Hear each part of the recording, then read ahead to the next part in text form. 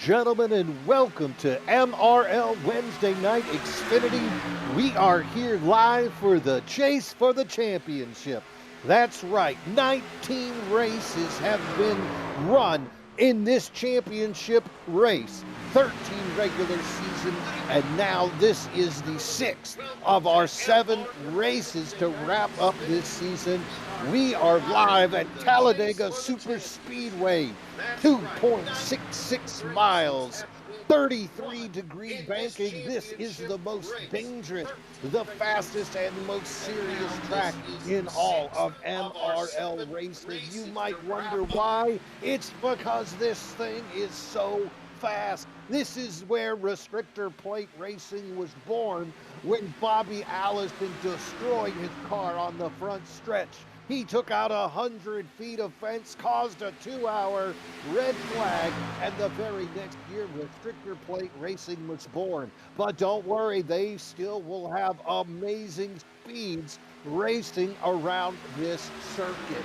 Right now, this championship race could not get any tighter. Colin Bollinger, this guy is in the lead right now. He's got a 55-point lead over David Owens. Behind him in third, Nate Maurer. Nate was your regular season champion, but he just has not had the luck. 57 points behind the leader. Matt Novella's also in the picture. He is 62 behind the leader, and Chris Cornett. That's your top 5. Cornett, though, dropped 3 places last week. Last week, they were at New Hampshire, and that is where insanity happened as we saw Matthew Fritz take his first win of the season. Sean Walton, womp womp, he of the front bumper finished second, and David Owens finished third. David Owens needs a big run today to close that gap on Colin Bollinger. These guys are going to be racing hard, trying to close this gap between them and Bollinger. Bollinger has been on fire. He has been a picture of consistency as well as victory. Remember, he's given us a couple of master classes this year where he took the pole, led the most laps, was the fastest lap, and just pretty much check in, check out, almost like a hotel. Tonight, though, things could be different here at Talladega because all bets are off. No one is safe.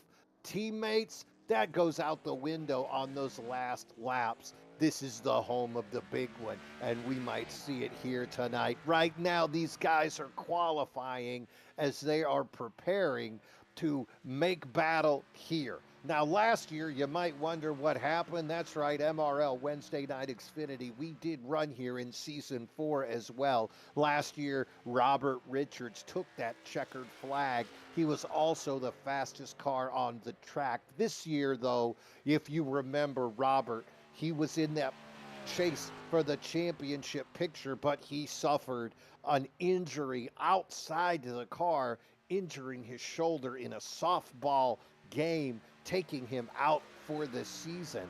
Also, another injury later, Buddy Sully, who is part of the Monday night mayhem chase playoff picture. He just had an injury in his shoulder and he's looking at an MRI. These guys have got to be careful with these shoulder injuries. I don't know about you, but I don't even lift my hands above my head these days. I'll shoot a basketball granny style to make sure I keep my hands down. But Robert Richards not running. He was the fastest. Second place last year, Andrew Bolander. Bolander 8th in points, but 98 points behind. Remember, this is a chase for the championship. 14 men battling for the honor of being named the Wednesday Night Xfinity champion. These 14 guys, it's hard to make up that gap. There's no reset. They just race and accumulate those points. 1 or 2 bad races could take you out of the picture entirely.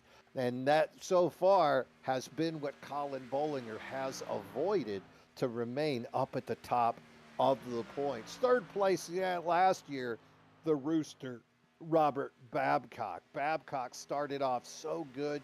ended the regular season with a win and won that first race in this chase. But since then, Robert's been on the wrong trajectory, going down. He even lost 3 more positions last week at New Hampshire. So we're expecting the Rooster to get back on the top of the hen house here today. Anybody could win. Right now, it looks like 27 cars have registered, 26 cars have registered. So be interesting to see which of these guys can pilot their way to a win, a podium, and who can avoid being a part of the big one.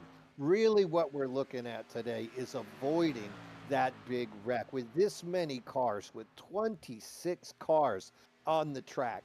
If you finish in last place, that guy who takes second place, all of a sudden he's making up 20 points on you. There's 2 stage breaks in this, so that could be another 20 points. So we could see a 40-point swing in one race here today if you're on the wrong side of that sword. And that's what these leaders need to see happen to Colin Bollinger. Bollinger is in a position to wrap up this regular season championship here today at Talladega. And that's not what Owens or Maurer wants to hear, but it's just the reality of the situation. The fastest guys here today in practice, David Brenner. He has got that number 22 whipping around here. Also to note, Nate Maurer, Richard Swingle. So these are some names of guys that are been running good in groups, because that's what this track is all about, is being a part of the group and maintaining your line. Talladega is so wide. We're going to see that 3 wide racing at some point. And the question is, can you hold your line if you're stuck in the middle? And the pushes, remember, just a couple of weeks ago, we had our Monday night series at Talladega, huge field, and we saw some hard pushing, specifically from Matt Tucker 3000 and Sean Walton. These 2 guys were smashing each other, and it was agreed upon. They were working as a team under the Checker or Wreckers banner on Monday night, and we saw them experience great success with that aggressive pushing that they were doing. It wasn't bump drafting, it was smash drafting, and it pushed those 2 guys up into the front. Unfortunately, their cars got separated, and when they began that smash drafting with the other drivers were not prepared and they couldn't hold their line. There was a little bit of unhappiness about it, but if you look at the statistics, clearly that driving style was one of the fastest. And so I that a little bit more today. In fact, let's go down to our race marshal. I think it's about time to get this party started. I just got 3 things to say. God bless our troops. God bless America. And gentlemen, start your engine!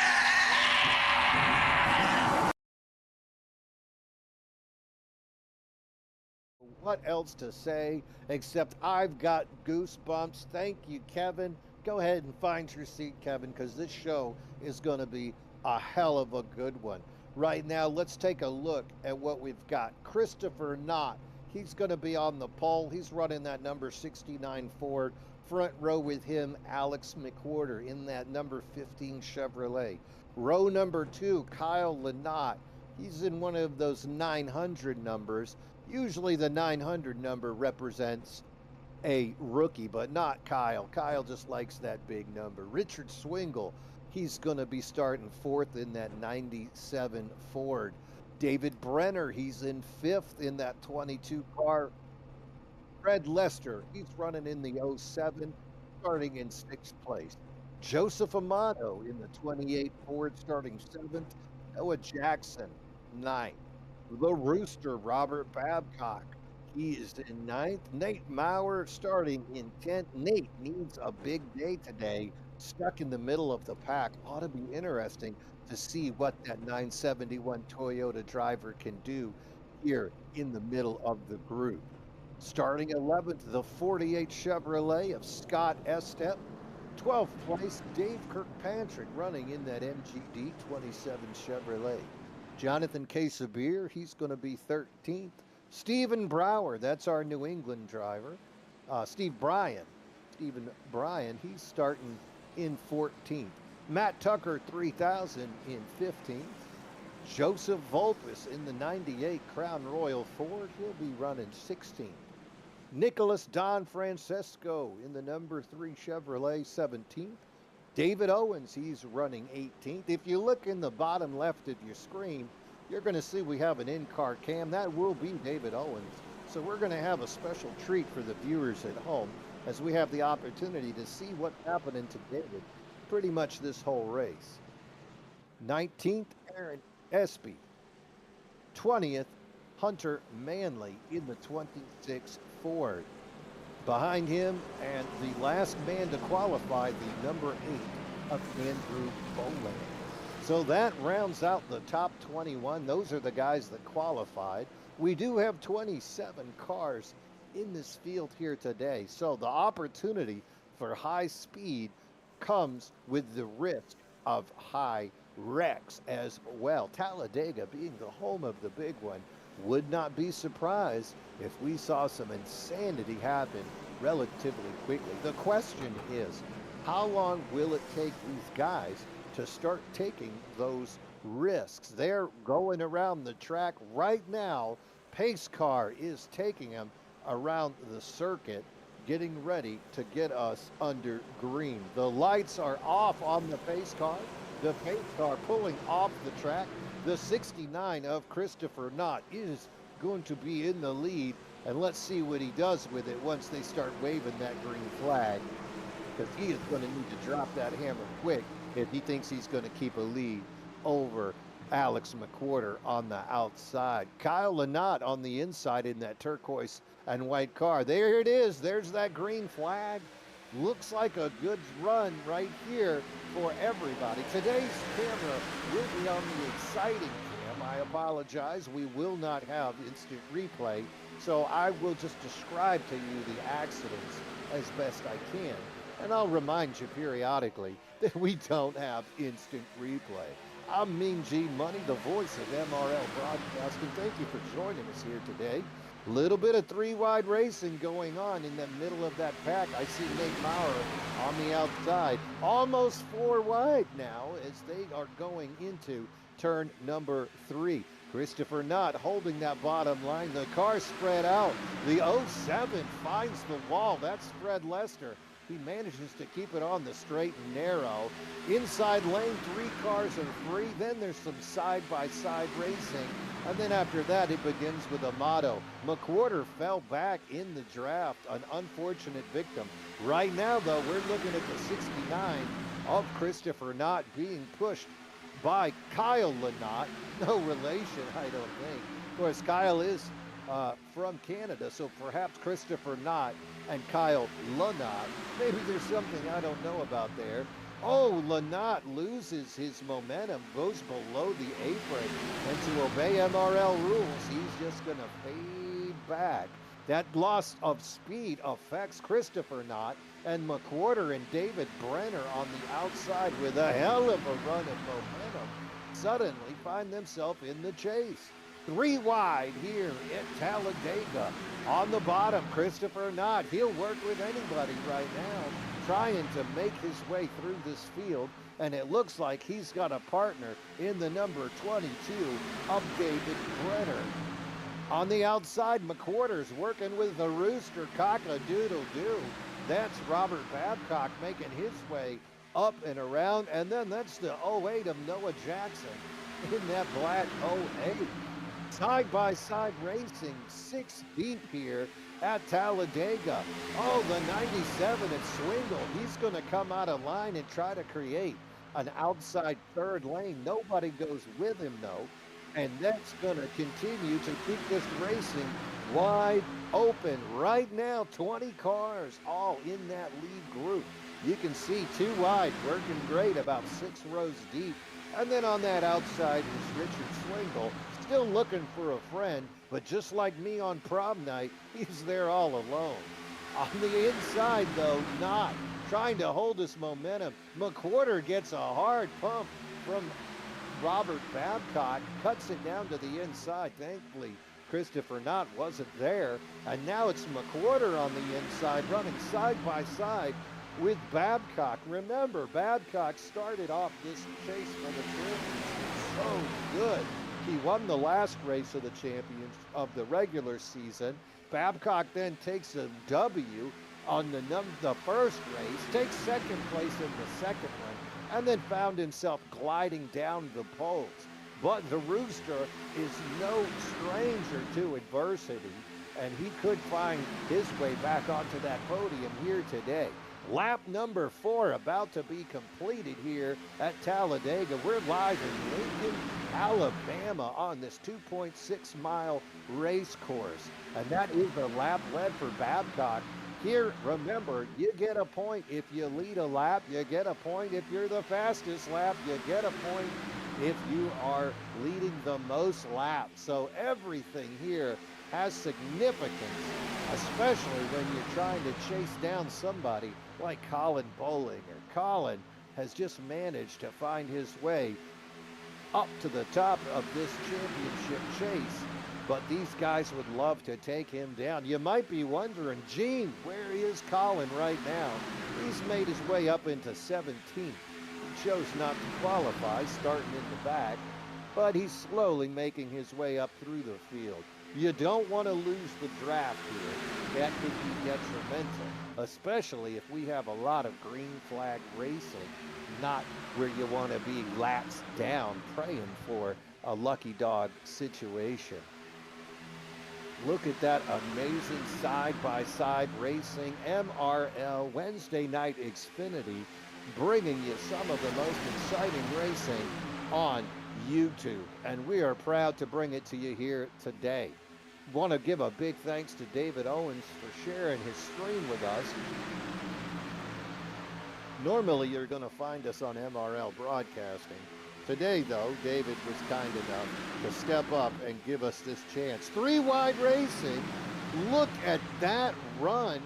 I believe that is Nate Maurer. He hit the turbo button.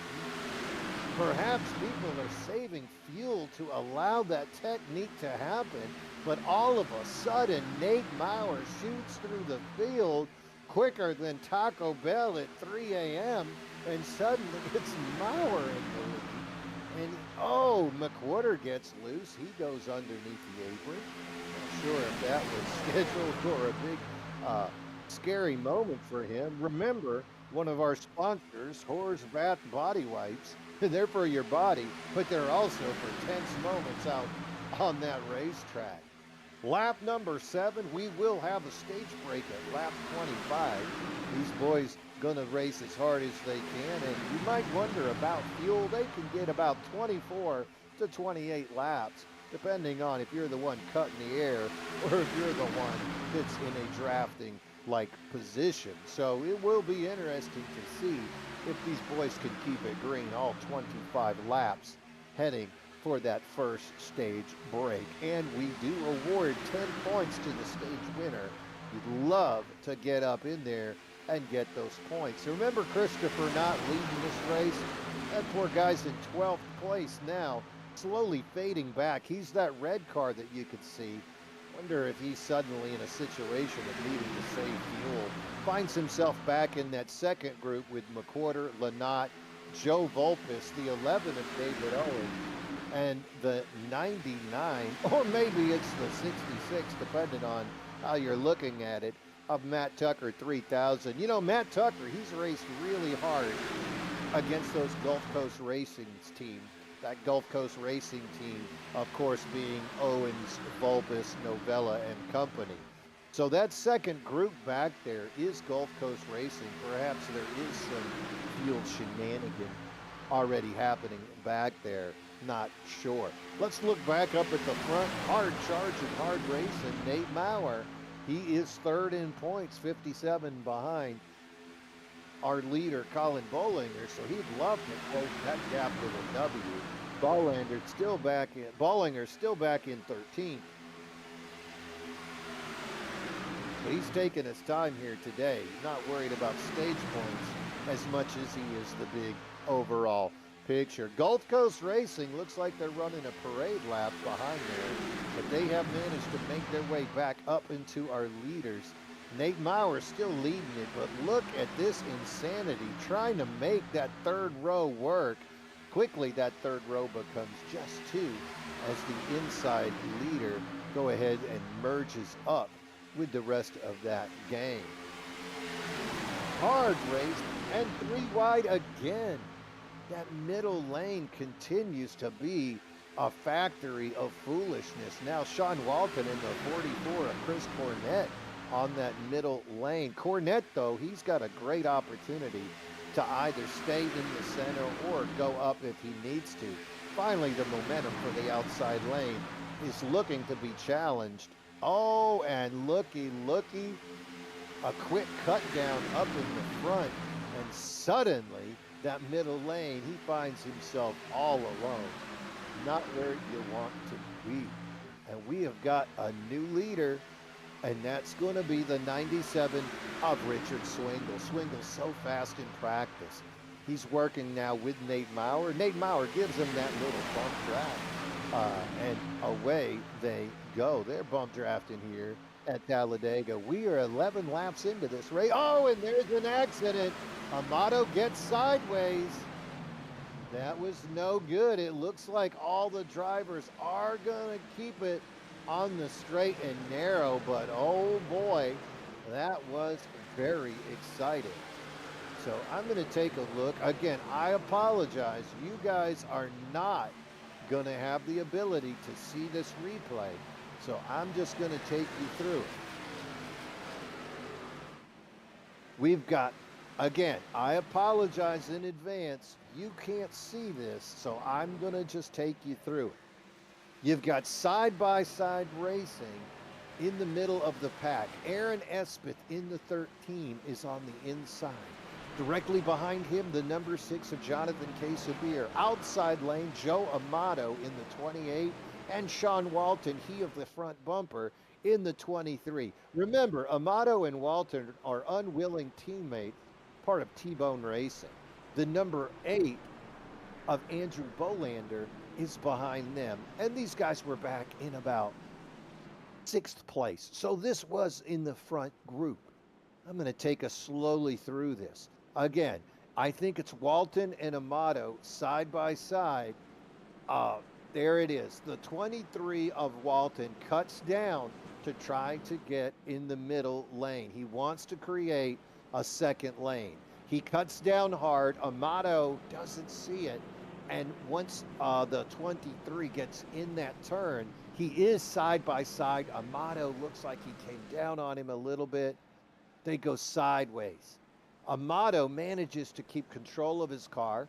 It looks like Walton makes contact with Quesabir. Little bit of sideways racing, but Walton and Quesabir are able to keep their cars going straight. Looks like the 8 behind Amato might have had some harrowing moments. Let's take a look at him. The 8 actually touches the wall, but manages to keep it going and gets through there. So a little bit of contact. We see Amato and Walton get together, but everyone manages to keep their car on the straight and narrow. A little bit of contact for Amato into the wall after Sean Walton tapped him. We're going to keep an eye on the EOL situation and see if anybody gets penalized out of that. Let's look back up at the front now. Some cars choosing to pit, other cars going to stay out on this first caution of the day. That's our first caution. It comes on lap number 12 here at Talladega. Everybody managed to keep their car moving forward, though. We'll see. I don't see a lot of cars coming in for some repair time. Sean Walton did have a 17.9 second pit stop. Not sure if he had just a little bit of superficial damage to the right side of his car when he made contact there. So caution was thrown. No EOLs have been awarded. Not sure if I should say awarded. I don't want to say penalized either because of the exciting racing that we do see here at the Super Speedway. Right now, looks like top 14 cars chose to stay out. Top car that did choose to pit is the 3 of Nicholas Don Francesco in 15th. Sean Walton in 16th, pitted after him. And then we're going to see David Brenner, Matt Tucker, Stephen Cooper. Hey, that's a new rookie, the 964 car of Stephen Cooper. He's straight out of Texas, as long as he's not out of Austin. You know, Austin's not really part of Texas. And I'd like to wish them a big fat L in the playoff run in college football. Horns down, everybody. Horns down. My opinions do not reflect that of MRL Broadcasting, but they should be copied by everyone out there. Lap 12, still under caution. We were scheduled to go green, but MRL officials kept it on the straight and narrow. They've shortened the caution by 1 lap. We're 1 lap to green. The lights are off the pace car. Control car will be the 97 of Richard Swingle. You can see he's in that White Castle 97, really sharp looking car. He is on the inside. Outside of him is going to be Nate Maurer. Nate running his classic orange 971 DSR electric paint scheme. Noah Jackson is going to be in 3rd, 2nd row inside car. Aaron Espy outside of him, the 13. You can see that black car running on that outside. Jonathan Sabir, Chris Cornett, that's row 3. Both those guys fast as lightning here on Super Speedways. No surprise to see Sabir running up in the front of this group. Remember, 13 guys chose not to take fuel. They're going for points this time. Those other guys did come in for fuel. Walton might have taken tires too, who knows? Pace car is off the track. That means the next time we come around to this Geico restart zone, we're going to keep an eye on that 97 of Swingle, as he is going to be your control car. They're coming around to the main grandstand here. Coming into the Geico restart zone. Let's keep an eye. Good jump by that 97. He is out of there quicker than a hit buck. Nate Maurer trying to make chase.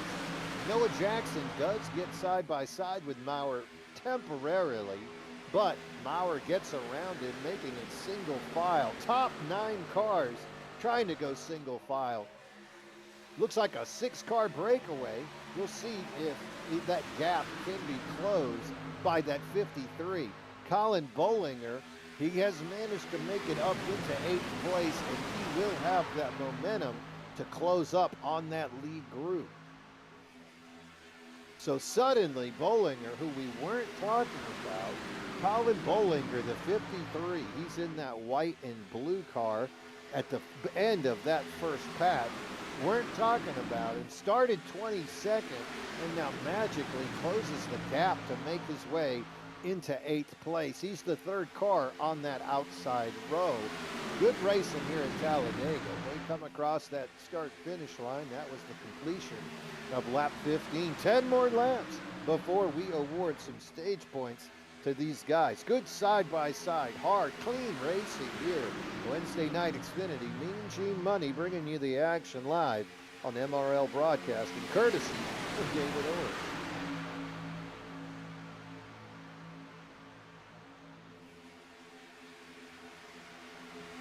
Look at that great shot as they're taking him around that banking in turn 4. 32-degree banking allows these cars basically to keep it hammered down the entire time. Little bit of 3-wide action back there. Kirkpatrick, he's got the testicular fortitude to put his nose where it ought not go. Might have to call him Dirty Sanchez the way he went right into that tail, but he powers that 27 straight through into 6th place. That middle lane seems to be working right now That outside lane does have 3 cars. I can see the 53 of Colin Bollinger. He's got Walton trying to give him a little push, and then the number 3 of Don Francesco trying to get into that as well. So we're 3 wide at Talladega. 9 laps to go until the end of the stage. Oh, we've got a car going into the wall. That was quite unfortunate. Looks like he's going to keep that thing rolling, but not the way you want to come around a track like Talladega. 3 wide racing up front. This is some exciting stuff. Can't wait to see. It's still Richard Swingle holding that lead. He's going to have to do some Bubba Wallace driving, though, and start swerving lanes if he wants to keep it. Look at that parade of cars. Maurer, the 44 of Cornette, and Nate are side by side. That outside row loses a tad bit of momentum coming around. That's turn number 2.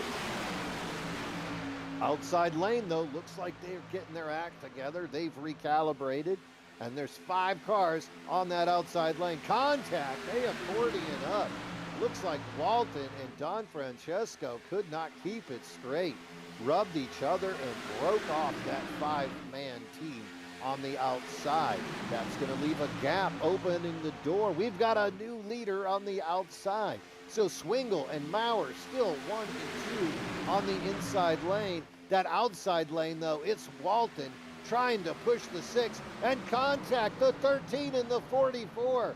Get into each other. They're spinning, they're wrecking. Daryl, and this is a huge one. Oh, no. Second caution of the day comes out here on lap 19. Oh, they're wrecking, Daryl. So again, I apologize to the viewers at home. I do not have an instant replay for you guys. So you're just going to have to suffer through me describing to you what happens. First of all, these guys are 3 wide, all the way back. I'm looking right now at the 48, side by side, 3 wide, the 48, the 2, and the 3. The 2, Robert Babcock, comes up just a little bit, making contact with the 3 of Don Francesco.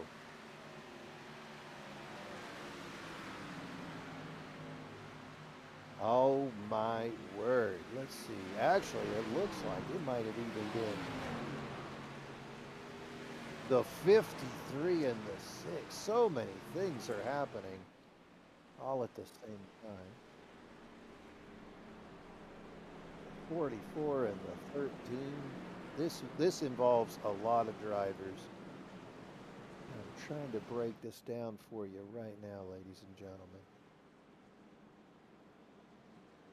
All right, so basically the field got very tight. Swingle and Maurer are leading on the inside lane. They're 4 cars deep, and then magically it becomes 3 wide. At that point, the 13 gets loose. The 13 is Aaron Espy. He comes in with a lot of momentum, and the people behind him are not letting off. He has basically, he's human centipeded into an incident, pushing him up into the track.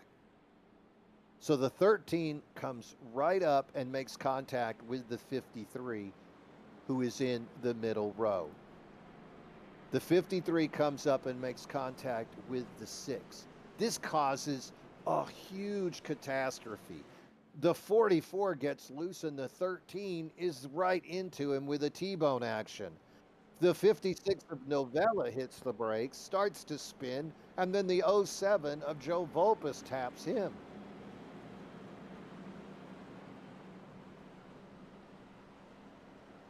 And there is a huge, huge hiccup. Again, apologies for you, the viewer at home. We do not have the instant replay, so I cannot take you back and tell you exactly what has happened except through verbal description.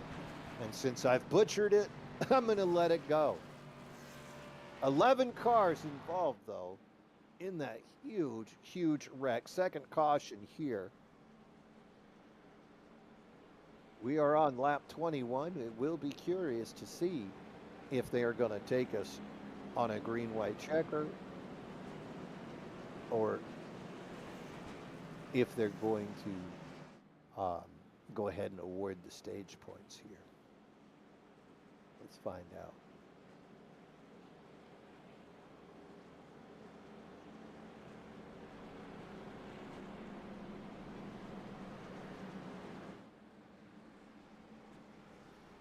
And this just in from MRL officials, there will be a green-white checker or a green-white caution to award stage points. So we will get some live racing. Right now, Richard Swingle in the 97, still your leader, as now it looks like the top 5 cars have stayed out. Also, looks like Dave Kirkpatrick, he's in the 27 Chevrolet, currently being shown in 7th.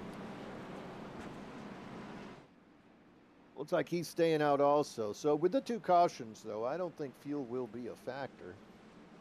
And they should be able to get through there. Aaron Espy was given the EOL for that huge, big wreck back there.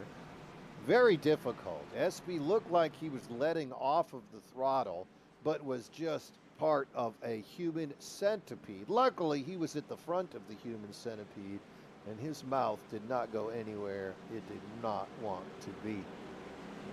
Some cars taking this opportunity to come down the pits. Maybe that'll help them out in the long run. We'll just have to monitor and see. I can gauge if they take tires or not based on those pit stop times. So, top 5 cars, Richard Swingle, Nate Maurer, that's your first row. Swingle's on the inside with that 97 car. Noah Jackson, Chris Cornett, that's going to be your second row. Really glad to see Cornett still out there. Cornett was part of that wreck, but he kept it going. Third row, you got Colin Bollinger on the inside. He's in that white and blue 53. Sean Walton on the outside of him. Walton comes down and puts his door into Kirkpatrick for absolutely no reason. No hard contact made, but maybe he's sending him a message. Looks like he's also telling him that he is number 1. I can see his hand out the window. So those guys must be close friends, and that's some kind of hidden message of which I am unaware. Cars lining up behind that pace car. Pace car is off the track. We will be going green once they get us to the Geico restart zone. Coming past the Yellowwood pressure-treated pine sign, past the Menards. Coming into the Geico restart zone. Let's keep an eye on the 97. They are tight. He gets a great run. Maurer, though, being pushed by Cornett, Walton, and Owens on the outside, is going to get right next to him very quickly. Sean Walton gets loose. He's getting some hard pushes from David Owens. That's 3 and 4 deep on that outside lane. Inside lane, Colin Bollinger, and he's got the 27 of Kirkpatrick giving him a ride. That's the third row again. So that third row is full of a couple of drivers that are young, dumb, and full of fun. Be interesting to see exactly how that develops. Ooh, a lot of excitement, a little bit deeper as cars get down below the apron and cut up into faster cars. Going to be a wild ride these last 2 laps around Talladega. This will be the completion of lap 23, 3 wide here at Talladega, coming around turn number 4 as they're going to bring it around in front of that main grandstand. Right now, Richard Swingle is your leader. He's getting pushed by Noah Jackson. Nate Maurer getting a push from Cornett in the middle. And on the outside, it's Sean Walton and David Owens. Robert Babcock in that picture. There's Bollinger and the 27 of Kirkpatrick. Alex McWhorter, the 8 of Colin Bolander, and here comes the 3 of Don Francesco coming into the picture as well. Any of these cars could make their way through and suddenly find that magical 10 points that you get for a stage win. Outside lane falling apart. Walton loses a ton of speed, makes contact with the 8 of Bolander, and that's going to take them out of contention for the stage win. Inside, it's Swingle. He's still got help from Noah Jackson.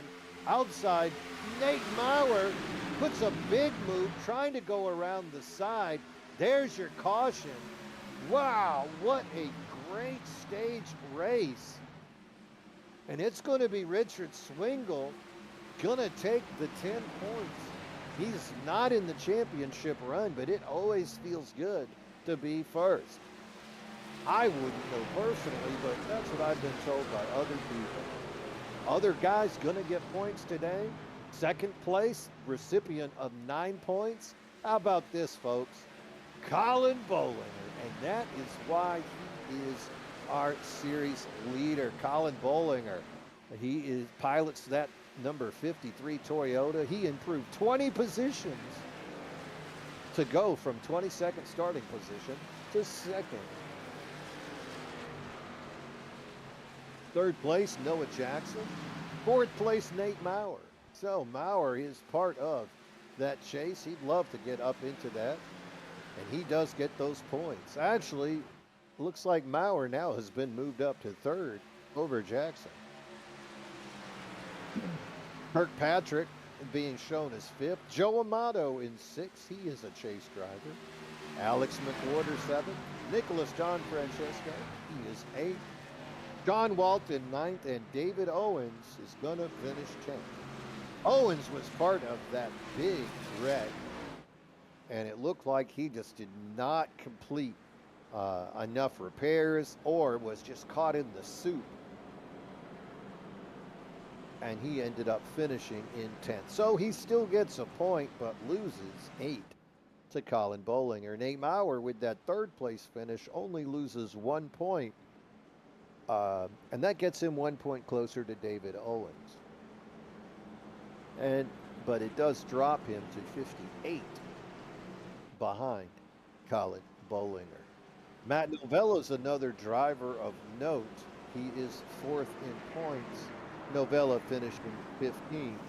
Not going to be able to get him any stage points. Cars coming down to the pits now. Those top 5 cars definitely needed it, because they were on 26 laps on that tank of fuel. Chris Cornett finished 12th.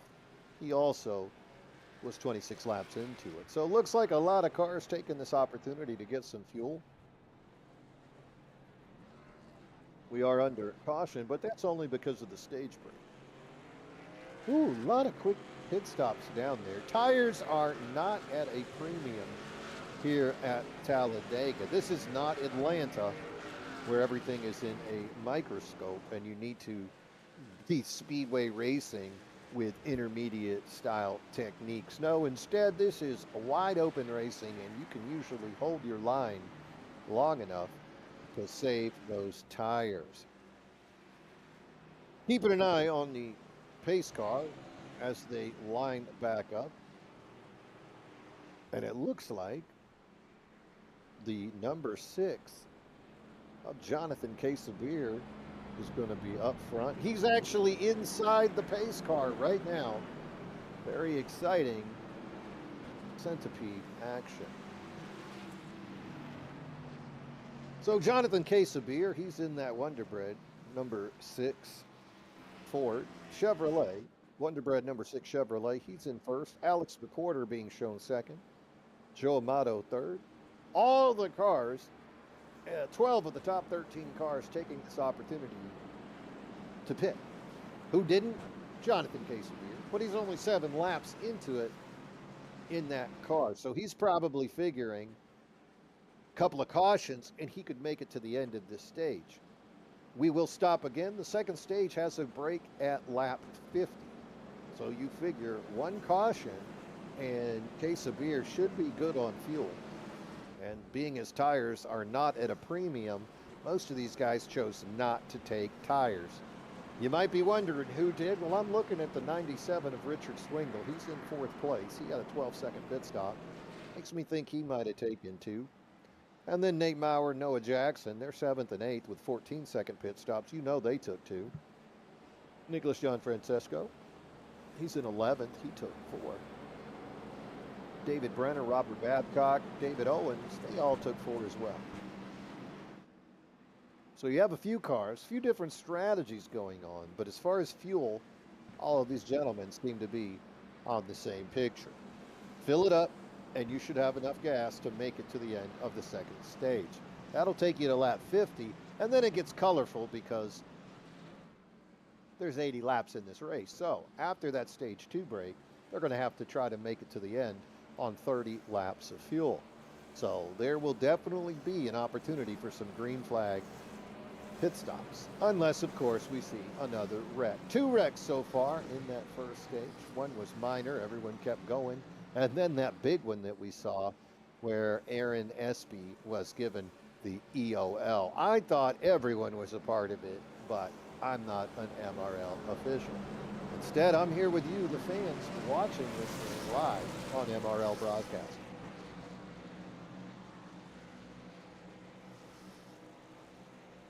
Pace car is off. You might be wondering what that sound is in the background. That's David Owens giving some colorful commentary to possible teammates of his. Letting them know I'm going to push and you're going to like it. Right now, Jonathan Casabier, he is the control car in that number 6 Wonder Bread car. Outside of him, Alex McWhorter. Alex has been running up there really well. Didn't see him take any stage points, or he did take stage points, but he kind of fell out of that top 5 at the end. Did manage to avoid those wrecks. Joe Amato, Richard Swingle, Matt Novella, Christopher Knott, Nate Maurer, Noah Jackson. Pace car is off. You're going to see them going green this time around. Keeping an eye on that number 6 of Jonathan Casabier. He is your control car. It's that white and blue car on the inside. About to hit that Geico restart zone, and let's see what Jonathan can do on this restart. Great start there. Jonathan's going to pull 2 car lengths away. Joe Amato gets a bump from Matt Novella on the inside to keep it tight. Amato's in that red 28. Novella's in that black and green 56. That's the inside row. Alex McWhorter's on the outside, falls back to 4th. No help from that outside row. Swingle and McWhorter side by side. That's going to keep McWhorter on the outside. Suddenly, though, Novella takes it up high, trying to create a second row. Maurer closes the gap. And now you can see 7 cars on that inside, 3 on the outside. We're coming around turn 4, and these guys are finally starting to form up back into speedway racing position.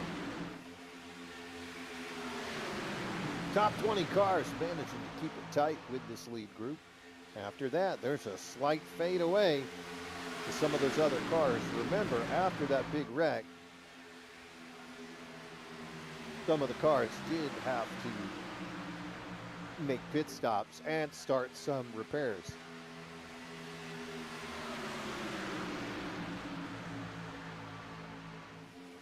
Oh, in case of beer gets out of line, he hits that apron and he goes straight backwards. Hard pushing going on up front. Matt Novella might have pushed him a little bit too hard. And they're sideways. Oh, and look at Joe Amato. Amato still spinning. Oh, and he gets finished off. Quite unfortunate. I'm going to take another look. That's our 3rd caution of the day, and it's going to come out on lap number 30. That was brutal, ladies and gentlemen. That was the 69 of Christopher Knott. He's in that 69 Doritos car, and he's the one we saw flying.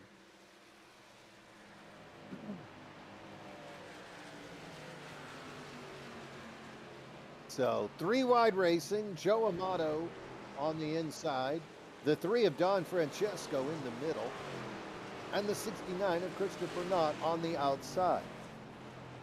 Again, bear with me. We have no instant replay. You only have this radio recall. So the 28, the 3, and the 69 side by side by side. The 3 and the 69 come together. The 69 starts to slide up the track.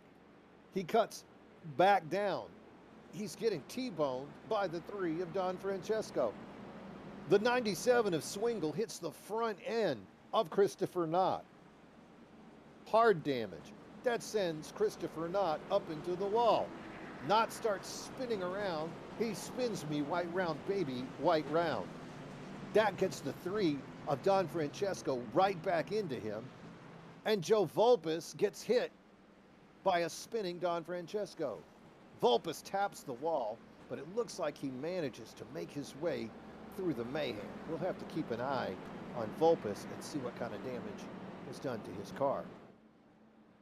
And then, kazam, it looks like the 44 of Chris Cornett then comes in.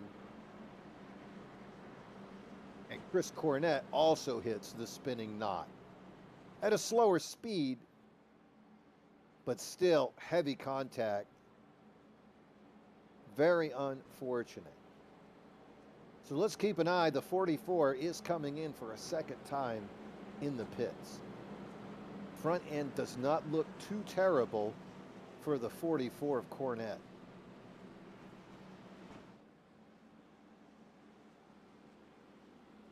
This just in, it looks like Don Francesco, the driver of the 3 car, is going to get that EOL penalty.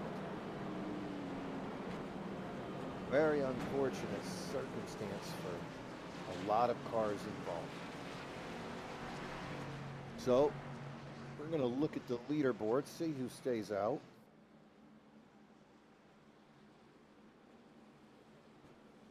And remember, a lot of these cars, they chose to just take fuel last time.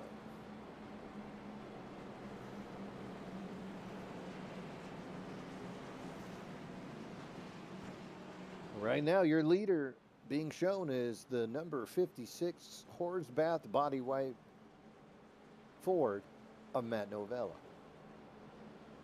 Alex McCorder running up there in that front row with him. It looks like Novella's chosen to take that outside lane.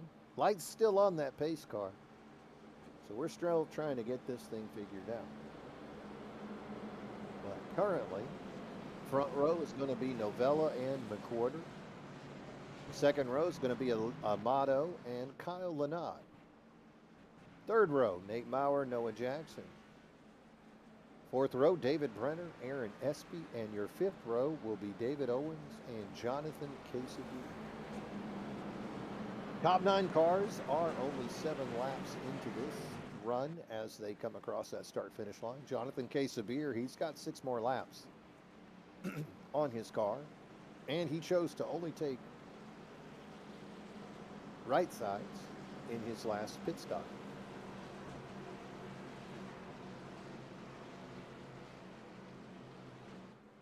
Third caution of the day here. Lap 33, we're racing to lap 50. That will be your second caution of the day.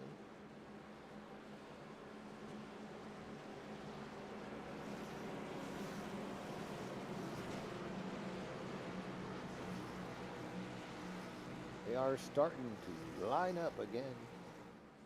So a couple of cars, personally, I'd like to keep an eye on is going to be the 26 of Hunter Manley. He's currently running in 12th. He is a chase driver, but he hasn't managed to find his way up into that front. He started 20th. He's kind of been hanging out in the back. So I'm very curious to see if the 26 of Manley is ready to make a play and try to get himself some stage points. Just because they're not in the running to catch Colin Bollinger right now, that doesn't mean it's still not about bragging rights for next year. And so Hunter Manley's definitely one of those drivers. We did see him take a win this year, so he's a guy that would love to come up and get him another bit of bragging rights. He and David Brenner are battling right now for 13th and 14th. So stage points would definitely help him close the gap. He is a little bit behind Joseph Amato in points. Okay, pace car is off. We're coming into the Geico restart zone. Matt Novella on the outside is your control car. Let's see what kind of run he can get over McWhorter. And it looks like him and Lynott were just dialed in.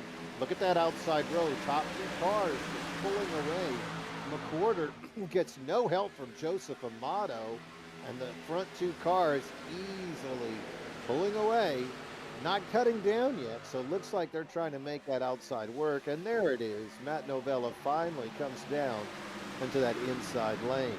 Lynott will follow with him, so you're 5 deep in that inside lane before we see the outside lane starting to work. And look at how that outside lane just closes that gap to shut it down. And suddenly that outside lane goes from 6 cars back to side by side.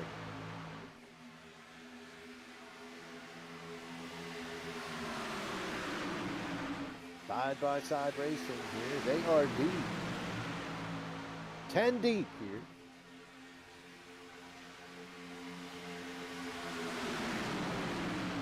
Ooh, hard pushing Lynott and Novella on that inside.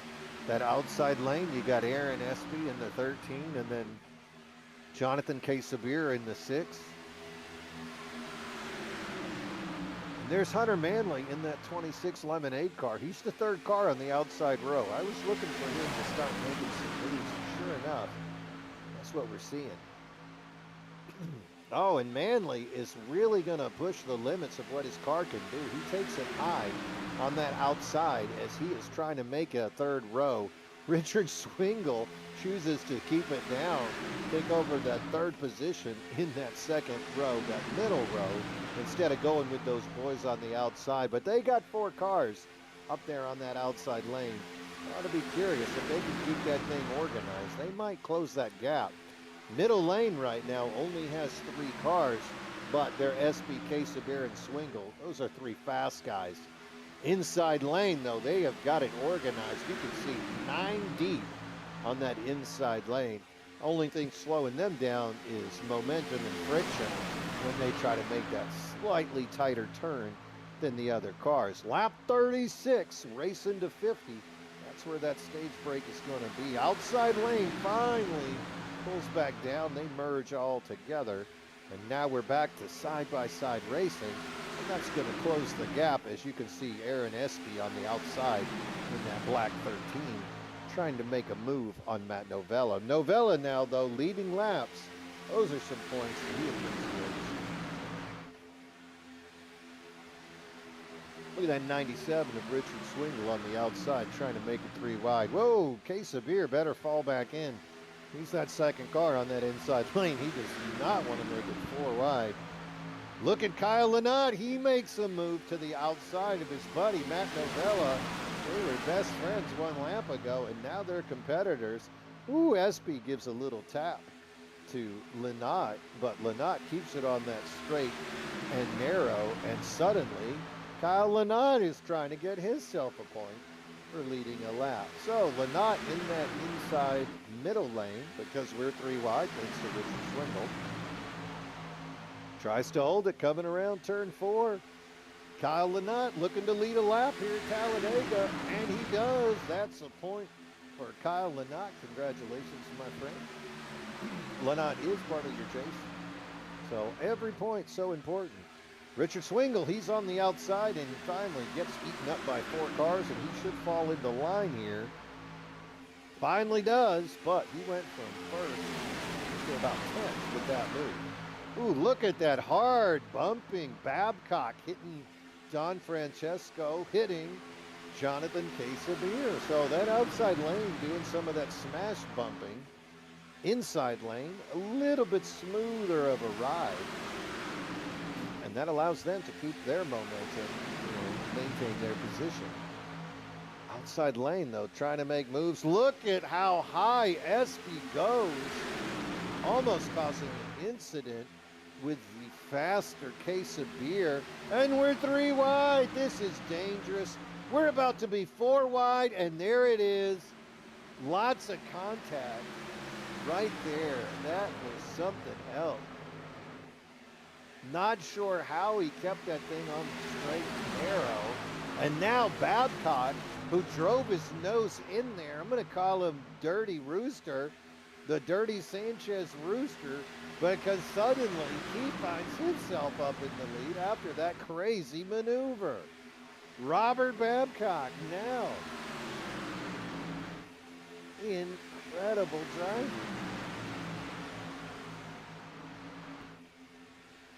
They're still 3 wide. Can't figure this thing out.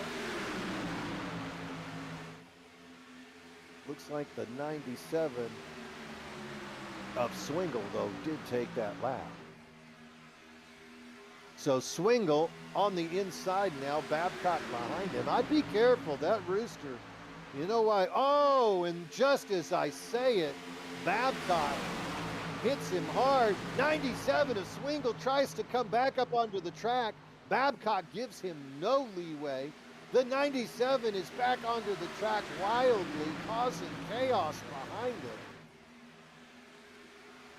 Woo! That was insane. I'm very, very impressed with the ability of these drivers to keep it on the straight and narrow.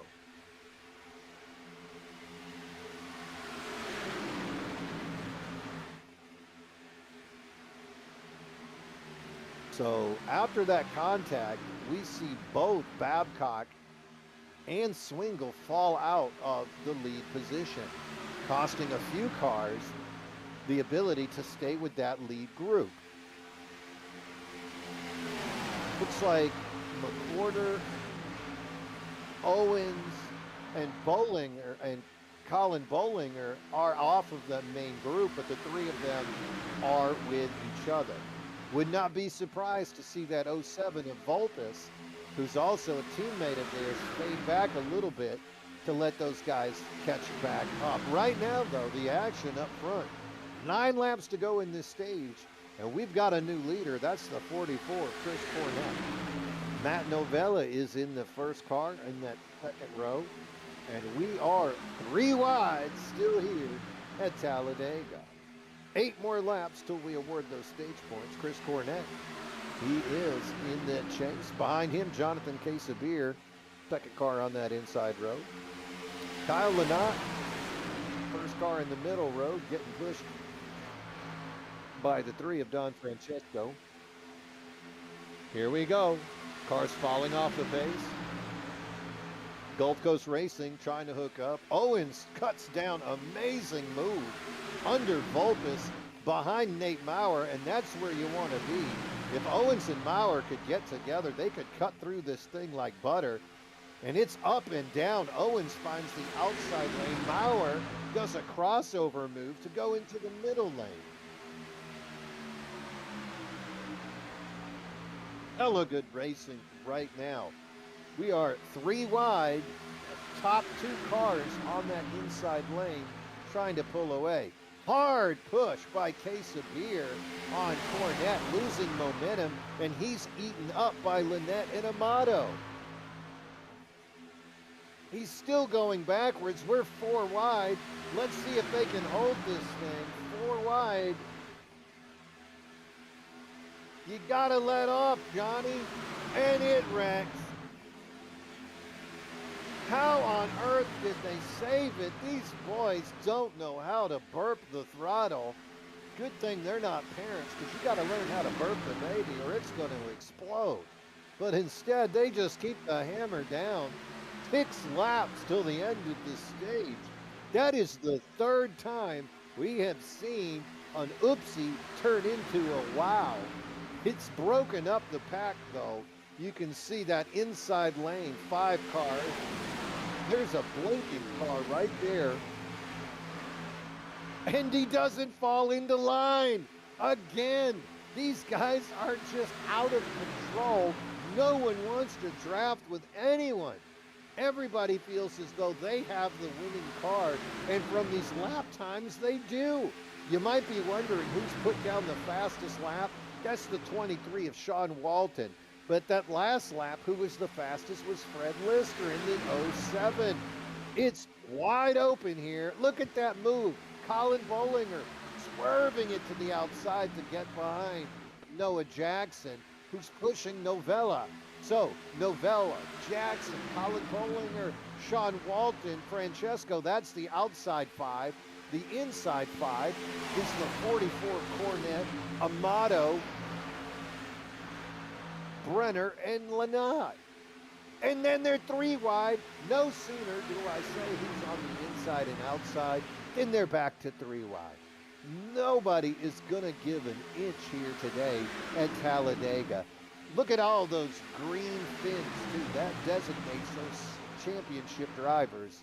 And right now, the top three, all three rows being led by Chase drivers. Boom! And there's another lap for Colin Bollinger in the pot. Matt Novella cuts down sharp. Good driving by Colin to stay on that outside. If he would have cut down, he'd have gone right into that 08 of Noah Jackson. Instead, he stays in line on that outside. You know that outside row will get momentum again.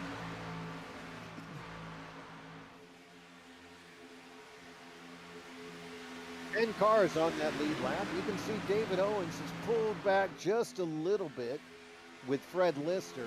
He's still got teammates back there to get momentum. Joe Volpis also. So you can see those three cars kind of dragging a little bit behind that lead group. At this point, you got to expect a wreck to occur. There's no way that those guys can turn a horse white bath, a horse white body bath moment into another amazing save. At some point, the odds are against you, and it's going to be a wreck. The speed, though, of these guys has kind of forced Owens and company back into that side-by-side racing. Three wide, Colin Bollinger's going to take it up the middle, and he's got a teammate with him. It's Jonathan Casey, Don Francesco, and Sean Walton. They don't mind if they do. Middle lane becomes the outside lane. Three wide once we get 4 or 5 cars back. And there's Nate Maurer. He doesn't mind being in the middle either. Quick cut down right there by Espy to maintain position. And we should go to some 2 wide racing. This is lap 48. Racing to lap 50.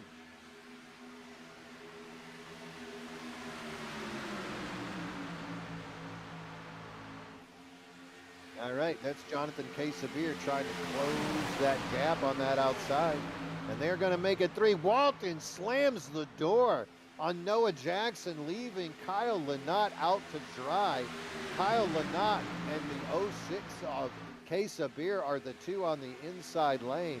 So nobody's got any friends at this point. Ooh, Walton got really close to Quesabir. Thought there was going to be some action 4 deep into this run, but everybody keeps it straight. How about Nate Maurer? He's got ice water running through those veins if he thinks riding in between Joe Amato and Sean Walton is a safe place to be. But hey, you don't get to the top of the point standing by being conservative. Lap 49 as they're coming around in front of the grandstand. 100,000 people on their feet.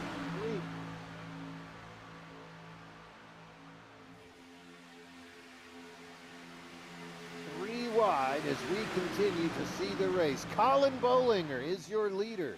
That number 3 is lapped down.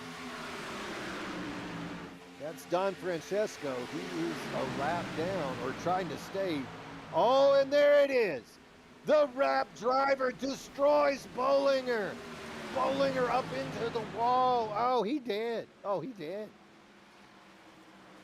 Wow. Amazing. And this plays right into the hands of Owens and Nate Maurer. This is exactly what they were hoping for, but they probably wouldn't say out loud. They needed something to happen to Colin. Colin was running away with this championship. He could have secured the championship here today with a powerful run. That win he took in stage 1 definitely going to help him in that point standing. But suddenly, another 10 points could go the bad way for him. That could close the gap to 45. Maybe a win. That's a 20-point swing. So you could see Owens or Nate Maurer close to within 25 or so points if they finish this day strong. I'm going to take a look back at that last crash and try to walk you through what happened.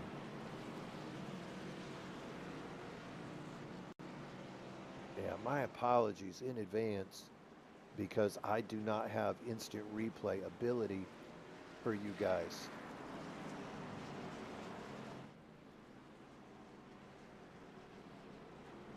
Oh, the number 3 is trying his best to stay on the lead lap.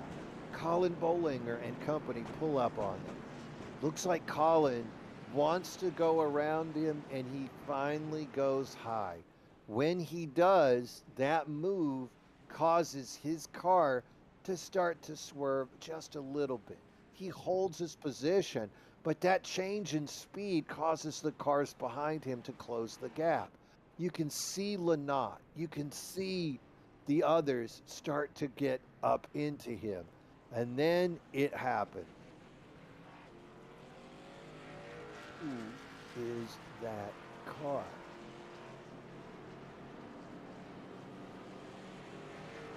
It's Matt Novella. So they catch the car that's about to go a lap down, and the 53 of Colin Bollinger goes around him high. Matt Novella is on the inside lane right behind Colin, and he tries to go with him. But when he does that, he gets caught up in all the foolishness. Suddenly, Novella gets into the left rear of Colin Bollinger and turns him. Bollinger comes down, smacks into Don Francesco, sending him back up the track. Chris Cornett goes into the rear of Don Francesco at this point. That sends Bollinger right back up the track, right into the front of Kyle Lynott. Oh, and Lynott and the 53 go swinging. Nate Maurer is caught up into that. Nate Maurer goes into the 56. Oh, and David Owens comes through this thing basically untouched. So this huge wreck, Matt Novella trying to get through the lap driver, makes contact with the 53, causes a huge wreck, and we see the 53 and Nate Maurer get taken out. There's no fast repairs here today, ladies and gentlemen. So whatever happens out there, that's what is going to happen. Let's get back to normal speed. End of session. Wow. Somehow the 56 is still rolling. After that contact, I would have thought that his day was done for sure. But the 53 of Bollinger, he went flying. And here it is, the first victim of the day. The 986, Nate Maurer, he is going to take it behind the wall. Nate Maurer done for the day. Cannot be happy with what happened right there. So we're in the middle of these pit stops. I'm going to see if I can pull him down. He's going to hate me for it, but you know what? That's why I get paid the big bucks. Where am I? Hey, Nate Maurer, Mean Gene Money here. You got out of that care center. How you feel, friend? I feel good. They gave me some good shit in there. I'm feeling great now. Oh my word. I mean, that was not what you needed to see. Everybody was happy to see Colin go spinning. Matt Novella got right into him, but then unfortunate for you, you went right into case of beer. I guess that took out your front end? Yeah, I mean, it's just a product of this, and you got guys that, you got a guy out there racing up front for the win, and he's a lap down. I mean, he was the only car lap down. He would have got his lap back. But it is what it is. I missed 2 races here in this playoffs to be even coming to this race in third in standings. I guess it goes to show how many bad runs the other guys are having too in the playoffs. But Colin, I think you're onto something there, Nate. It's been a tough race. Nobody's given and taken. Lots of 3-wide racing, lots of hard charging and turning. I think it was only a matter of time before that style of driving caused an incident. 2 races that you missed, Nate. Really unfortunate. You're still up at the top, though. I think you still got something. How about next week? How's your car run in Michigan? Uh, Decent, but you know, Michigan's a super speedway race. You're gonna kind of see the same kind of racing that you're seeing here tonight. Probably even worse. You're gonna have guys trying to clear themselves off of turn 2. I guarantee you that. Mark my words down. You're gonna see guys trying to clear themselves off of turn 2, and you're gonna see some wrecks off of turn 2 next week. Nice. A little bit of insight from your regular season champion, Nate Maurer. Nate, sorry to see it your gate end like that, but I'm glad that you are feeling well and walking healthy. We'll see you next week in Michigan, friend. Yep, I just hope that Colin go wrap the deal up. I told him before I left, good luck, play smart, and I mean, he should get it. He deserves it. I mean, I don't know if you guys noticed, but I pushed him, tried to help him get the stage win there at the end of the stage 1. Just because I respect the guy, he's a good racer. Yeah, would like to see him kind of get wrecked early out in this race to have a better chance, you know, you know, catching him 57 points back. But he's a well-deserving guy, and hopefully he can go get it done next week. Yep, sounds good, buddy. All right, I'm going to try to send you back up to your channel. Thanks for talking to me. I'm going to bed, boys. Have a good night, guys. Oh, have a great night, Nate. You too, bud. All right, that's your regular season champion right there, Nate Maurer. That was his outlook on it, and he says look for some more next week. So we're back to that live racing, lap 53. Coming around, you can see Chris Cornett is in the lead. Joe Volpus, good to see the 98 up there. Stephen Cooper, that is a rookie in that 964. He's running third. Charlie McCarty, good to see Big Chuck up there. Joe Amato, Aaron Espy, he's still taking it around. Matt Tucker's made his way up into the top 10. Andrew Bolander and Alex McWhorter. This just in, the Rooster, Robert Babcock, he has parked his car. And as we suspected, MRL officials did give Matt Novella an EOL penalty for that aggressive maneuver, trying to get around that lap driver. Colin Bolinger came up hard to get around that lap driver. He did it successfully. Novella tried, and he drove right into the left rear of Colin. Colin still on the track, but 4 laps down, back in 22nd position. Not what he wants. Oh, little blink on the track. 3 wide, that outside car, the 15 Chevrolet of Alex McWhorter. He had a little blink. It caused a little bit of puckering and sphincter tightening for some of his fellow drivers. But McWhorter and David Brenner and Richard Swingle on that outside making it work. Matt Novella's still got that thing rolling. He's the 4th car on that outside lane. Look how high Novella's going, though. It makes you wonder if that Ford is pushing a little bit. Drops it right back in, though. He's the 3rd car on that outside lane. Alex McWhorter running hard up there. Joe Volpus, side-by-side racing.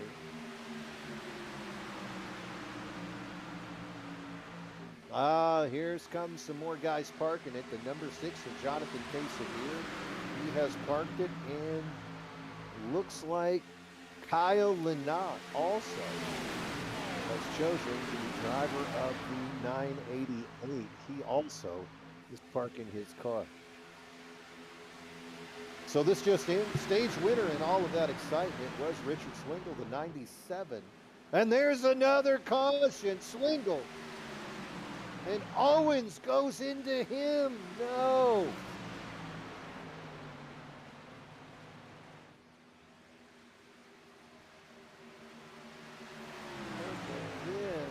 Oh, and the 48 comes through there like a wrecking ball. I'm surprised he didn't make contact with anybody. Okay, let's take another look.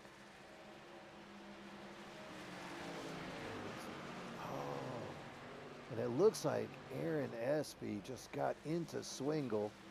Espy goes under Swingle. Oh, and the 97 just looks like he started to spin. That could have been net code. I'm not really sure. But Espy touches the 97, or there's some net code.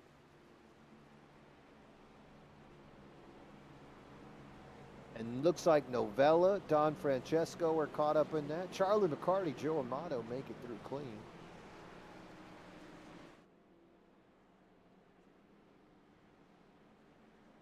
Yep, the 13 and the 97 are spinning. Cornette gets through clean. Owens, though, whammo right into the 97 of Swingle. Unfortunate. David Owens had a big chance to make up some points here.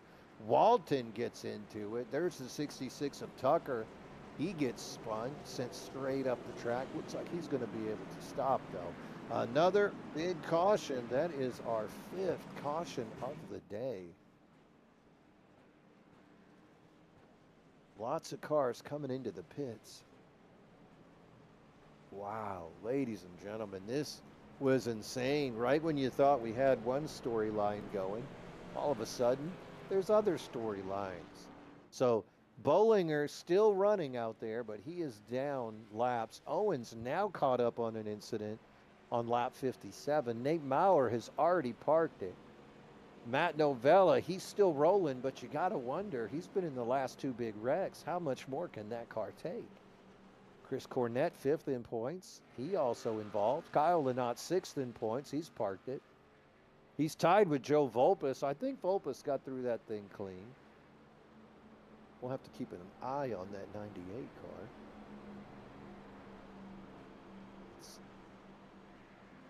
All right, we are back to live. So, incredible series of events here today. Couple of really close to each other cautions, taking out the top 3 drivers in our series. In theory, Chris Cornette was close to that bunch as well. That top 5, all within 70 points of each other. But another wreck eats up Cornette and Owens. So not involved in the back. So it was SB getting into Richard Swingle. Swingle comes down the track, ends up making contact with Owens and many other people.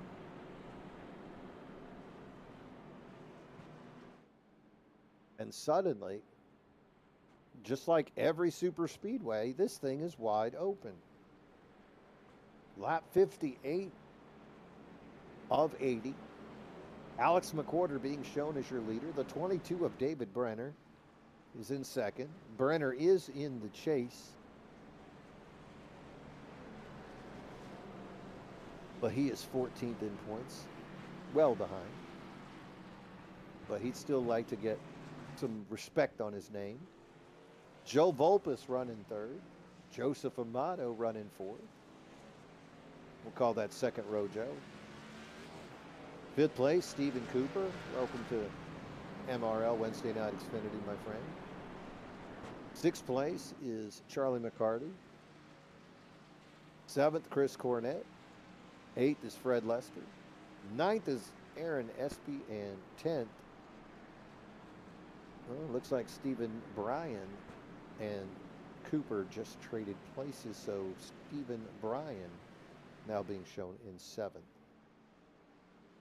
All right, Richard Swingle and Aaron Espy both receiving an EOL penalty from that last little bit of foolishness. So let's see where these cars end up after all of that excitement. But McWhorter and Brenner being shown up front. McWhorter will be your control car. He is on the outside. 18 cars still on the lead lap, but Owens and Swingle showing being way, way back. I imagine Owens is trying to repair that car as best he can. He is hustling around right now to catch up to the field. Hopefully he can stay with that lead pack. Oh, and Aaron Espy is given a black flag. I guess, and it's not the Henry Rollins front row rock concert that you would want for a black flag. No, instead it's the come into the pits and have everyone stare at you while you drive by at 55 miles an hour. Though Owens does bring his car around, he did some repairs. He's going to do his best to milk this. We'll keep an eye on Owens. You can look on that bottom left. That window is the interior view of David Owens if you're wondering his progress.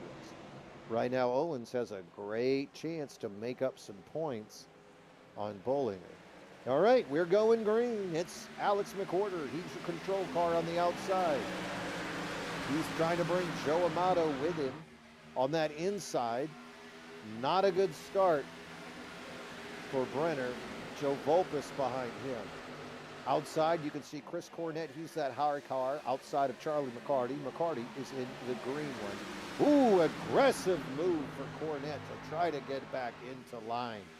He does it successfully. Stephen Bryan, the New England driver, saw that foolishness. He burped the throttle. He'd make a good dad because he knows how to burp the baby. And he let that man back into the line. Hard racing here at Talladega. We're on lap 60. 20 laps to go before we declare a champion. Very wise move by Volpus. Volpus looked like he was going to cut outside to take the front of that outside lane. Chose better. Discretion is the better part of valor. Live to fight another day, Joe. Joe yet to be spun around. Joe Volpus has managed to be facing the wrong way the last 3 MRL races, trying to avoid that indignity here at Talladega here tonight. Outside lane has 3 cars. Inside lane has 5.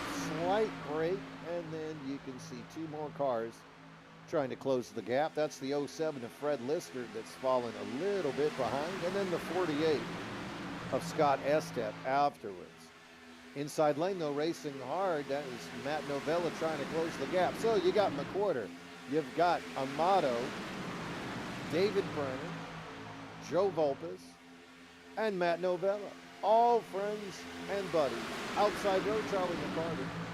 He's trying to make it best he can with Stephen Cooper. Stephen Cooper, a rookie, he doesn't have any friends yet, but after today's race, a top result could definitely put him on the radar of some of our top teams. Aaron Espy, after taking that penalty, finds himself 30 seconds back in 18th place. He's going to need a caution to get back into this thing. And as I look up front, I see McWhorter and Aaron and Joe Amato playing games. Oh, Amato's blinking. That'll make everybody's blood pressure go up. Good bump pushing from Stephen Cooper. He let off a little bit in that corner and waited until they were on the straightaway before he started giving that bump draft. So good for him. Good driving there by the rookie Stephen Cooper out of Texas in that 964 Toyota. That driving has allowed Cooper to be in the second position on that outside lane. He's got a fast Charlie McCarty in front of him and a fast Chris Cornett behind him. That is a good place to be. Speedway sandwich as he finds himself in a good position here. 17 laps to go. Fuel should not be an issue. All these guys should have enough fuel to make it to the end. Right now, the story, though, Alex McWhorter, he has been on the edge of greatness. The cusp of the championship. He was the last driver out that did not make it into the chase. So he'd love to put his stamp on Talladega and say, hey, guys, I got me a dub. I could have been there. And he could have been were it not for some bad luck and unfortunate incidents. 16 laps to go right now. It is McWhorter's race. He's got Amato and Brenner and Volpus pushing him on the inside. Outside lane, Charlie McCarty, the rookie Stephen Cooper, and the veteran Chris Cornett giving him a push. This race has calmed down a little bit. I only say that to give it the broadcaster jinx and get some more shenanigans underway.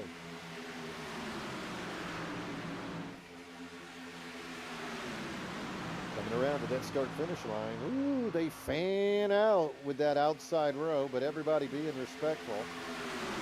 And here's a sight for sore eyes, guys. Look on the outside row.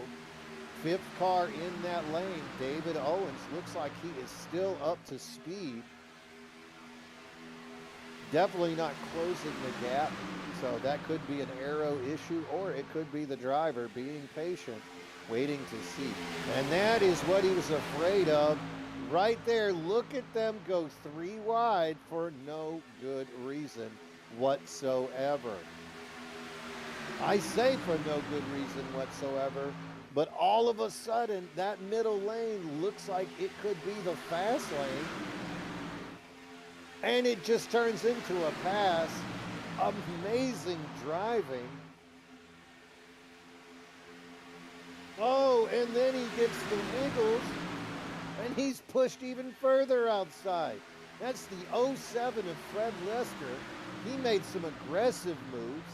Chris Cornett went with him to get around McCarty and Cooper, and suddenly that outside lane is being led by Lester and Connolly. So they just basically switched places. And now it's McCarty looking to make it 3 wide on the inside.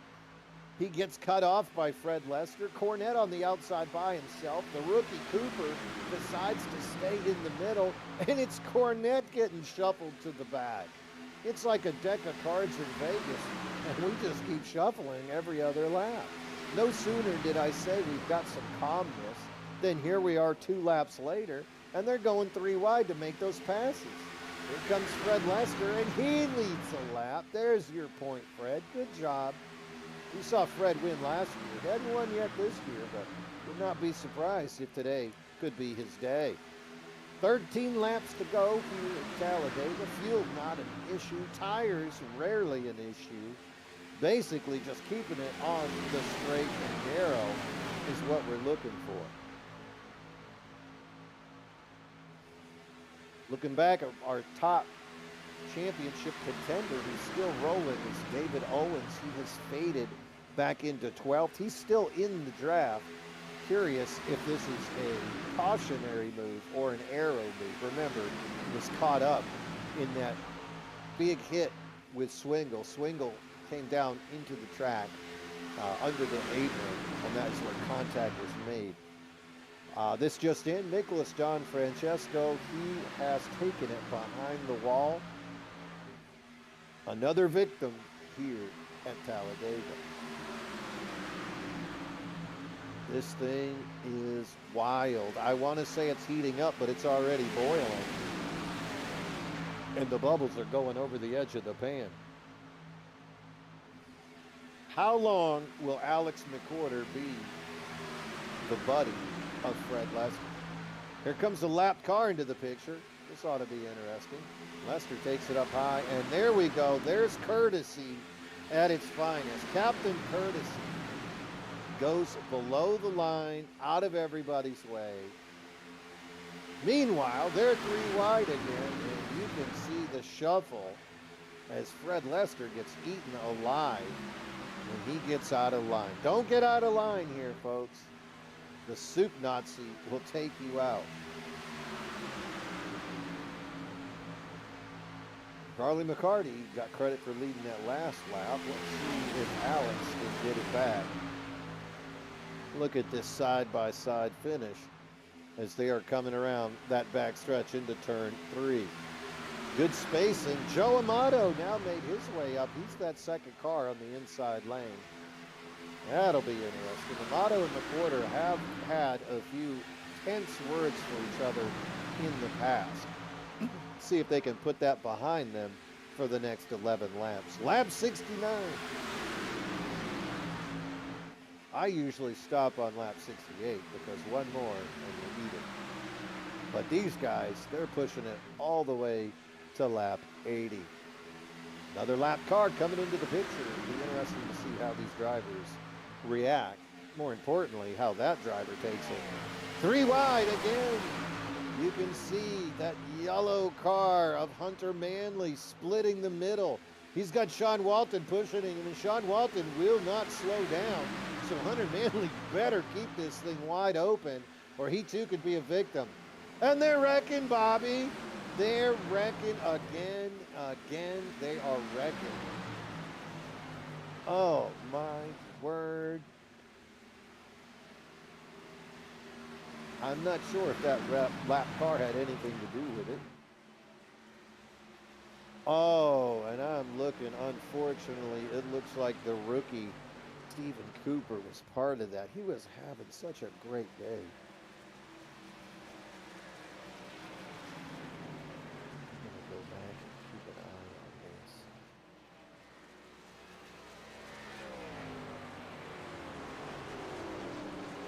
this. So we were 2 wide, and then here comes Hunter Manley and Sean Walton to make it 3 wide.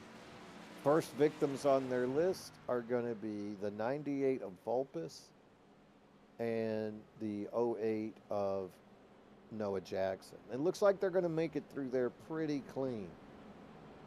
After that, after they get past Vulpes, they're coming up on Cooper in the 964, and they're coming up on David Brenner.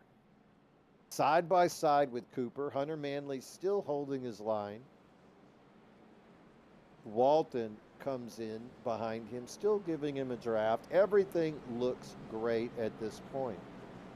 David Brenner starts to come up the track just a little bit. And now, when they go 3 wide, it's Charlie McCarty on the outside, Brenner on the inside, Hunter Manley trying to get through that gap. He's so close to touching Brenner or Charlie McCarty at that point. The cars behind them start to let off the throttle just a little bit, starting to tighten everybody up. McCarty lets off just a little bit, and that causes the 964 of Cooper to have to let up as well. When Cooper does that, he touches the wall. That's going to affect his speed greatly. Manley makes it through clean, but through McCarty, who let off the gas. When Walton comes through, he makes contact with Charlie McCarty. And there was your issue. The 23 came up, hit McCarty. Then he gets sideways, and it's a T-bone. Charlie McCarty is eating steak. I hope it's medium rare. And he's T-bone Walton, who came up on him. The 964 tries to cut down. Ooh, and he loses his front hood. Noah Jackson makes contact with the 964. Cooper loses his hood. Oh, and Cooper comes down, makes contact with the 44. So Walton got into McCarty, and the rookie Stephen Cooper victimized here. Cooper is just on for a ride at that point. If only he was 2 inches shorter, he would have been too short for this ride. But unfortunately, they put him right there on front row. Lost his hood, came down, back into the wall again. Oh, that's a Dale Earnhardt kind of crash. That is unfortunate. Great day by the 964, and suddenly cut short. After that, when Noah Jackson takes it behind the wall, and Charlie McCarty. A couple of big names right there. We're going to see, though, if Cooper can get this thing back on the track. Dang it. Dang it, dang it, dang it, y'all. That was good stuff. 72 laps completed out of 80 as we experience our 7th caution of the day here at Talladega. And they have been some big ones. Sean Walton was given that EOL penalty. No surprise there. Unfortunate. Sean was coming through there really fast. If he could have just made it through there another 20 feet, he'd have been in great shape. But unfortunately, he could not, and he made contact.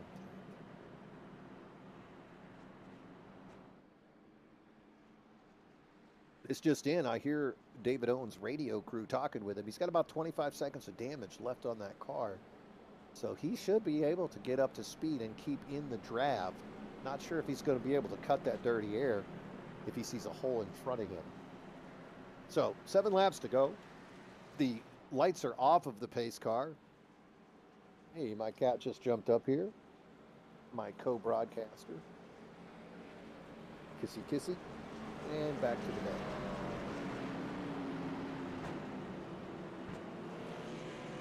Here we go. Lights are off on that pace car. Alex McCorder and Joe Amato will be your front row, but McWhorter will be the control car in that 15. He's on the outside in that Chevrolet. Second row, Hunter Manley, David Brenner. Hunter Manley is in that yellow lemonade car. That's who we've been keeping an eye on after he has managed to climb his way up from a 20th place start. Third row, Joe Volpus, Andrew Bolander. Fourth row, Chris Cornett, Stephen Bryan. And fifth row, Scotty Estep and Fred Lester. Other drivers of note, Aaron Espy, he served that black flag. That caution put him back up into the group.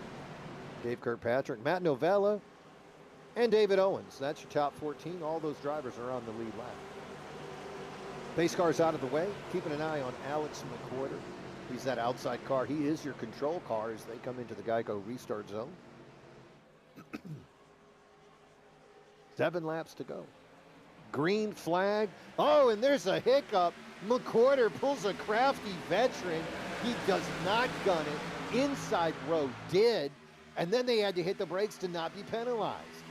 Lots of contact for all the five cars on that bottom. Great move by Alex McWhorter. Crafty move. That's going to let David Brenner get down below in front of Joe Amato.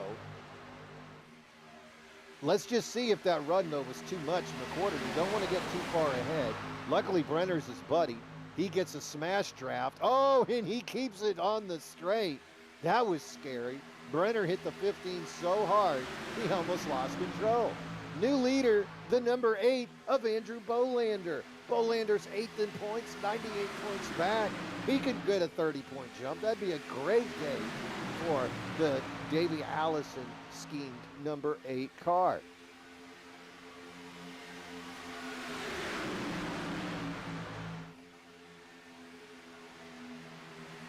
Lap 75 about to be complete. Keeping an eye on this racing. Andrew Bolander, he's your lead car on the outside. On the inside, that's Fred Lester, and he takes the lead. Fred Lester trying to get side by side. He's got a strong push from McWhorter, then Brenner, then Amato, and then Matt Novella still coming into, Joe Volpus into the picture. That's the 5th car on the inside row. Outside row, Andrew Bolander. Behind him, Chris Cornett. There's Dave Kirkpatrick in the 27, Hunter Manley in the 26. So, side-by-side racing. We're on lap 75. There's only 5 laps to go. They're about to cross the start-finish line.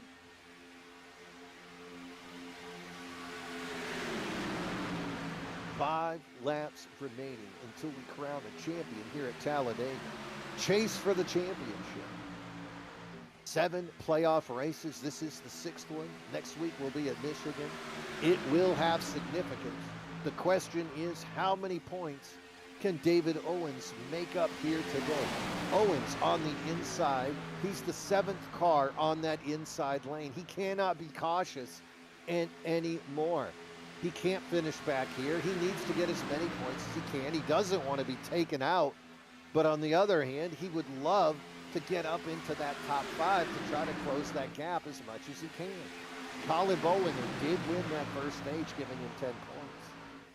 Nate Maurer out of it. He was the closest competition for Owens. So this is a great chance for him to separate himself from Nate and close that gap just a little bit to go into Michigan. Nate, remember, he said next week will be exactly the same, so I can't wait to bring that to you, the viewer. Lap 77, though, keeping an eye. Fred Lester, Alex McWhorter, David Brenner. That's the inside lane, outside lane. You're looking at Fred. I'm sorry, that's Andrew Bolander and Chris Cornett. And Kirkpatrick is in there. Lots of green tails, lots of green spoilers out there. Those are your chase drivers. Ooh, McWhorter giving a little bitty tap there to Lester, but he lets off. Smart driving by Alex McWhorter all day long to remain up in the front of this thing. He'd love to get a W. There was some serious strategy, if you remember Daytona, trying to get McWhorter the win. But unfortunately, things just did not work out for him on that day.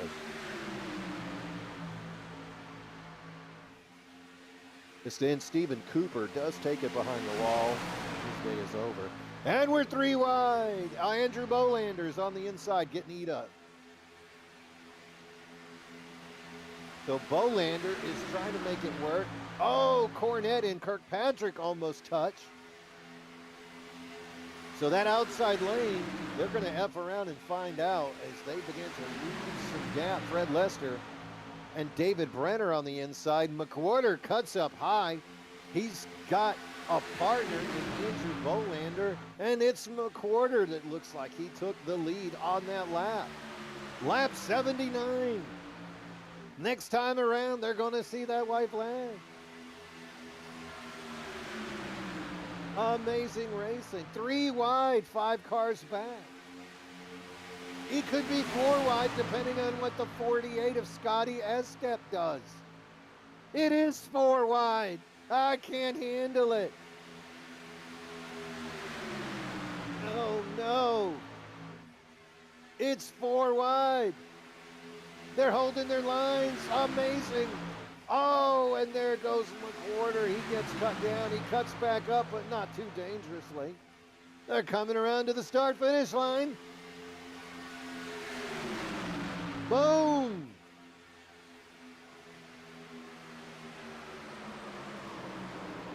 And they're wrecking, Daryl.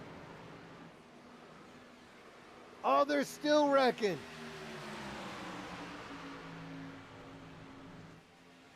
Alex McWhorter taken out. Andrew Bolander now being shown as your leader.